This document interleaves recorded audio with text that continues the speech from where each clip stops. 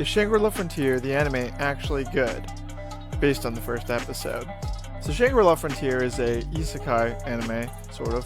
The main character doesn't get reincarnated into another world, but he does enter another world, sort of like Sword Art Online. They put on the headsets, and the main character starts his adventure. The twist of this series seems to be that the main character only plays bad video games. And because he's played a bunch of really bad video games, think like if Dark Souls was unplayable and it was garbage.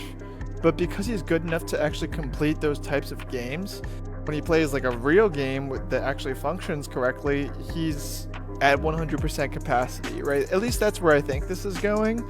And honestly, I think that's a pretty interesting premise. The main character is kind of like that guy from the Dark Souls community. Let me solo her. He's got like a naked body and very interesting helmet on. Episode 1 was decent, but did not have a good climax.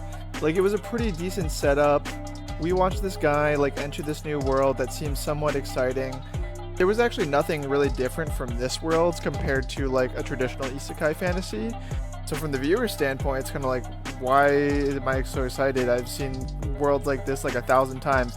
From the character's perspective, it's like, sure, it's great. And so I thought the end of this episode was going to end with like a big monster that he has to defeat and like overcome, and then it's like, wow, my ability to defeat games, it makes me overpowered. But that's not how it went. Instead, it cliffhangered right before he was about to fight a big monster. And I don't know, there's nothing really about this episode that was really like, Brandon, this is going to be a mind-blowing isekai series. Wow, this is going to be any different from another fantasy story out there.